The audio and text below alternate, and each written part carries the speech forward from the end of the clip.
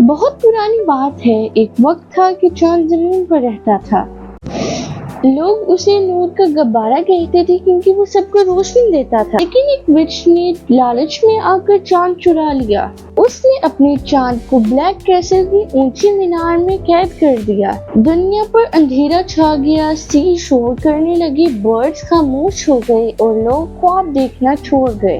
لوگوں کا کہنا تھا چاند کو آزاد کرنے کی کنجی صرف ایک بہادر اور سچے دل والے انسان کو مل سکتی ہے۔ اسی وقت ایک غریب مگر نیک دل لڑکی ایلا نے فیصلہ کیا کہ وہ چاند واپس لائے گی۔ ایلا کے پاس نہ ویپنز تھے نہ میجک، اس کے پاس صرف اس کا پیور ہارٹ کوریج تھی۔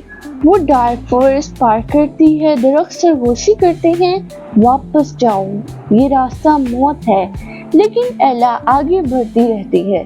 جب وہ قلعے پر پہنچی تو وچ ہنس کر بولی، چاند اب میرا ہے، تم کچھ نہیں کر سکتی۔ ایلا نے اپنی آنکھیں بند کی اور دعا کی۔ اچانک اس کے دل سے لائٹ نکلی، وہ روشنی کی ایک میجک کی میں تبدیل ہو گئی۔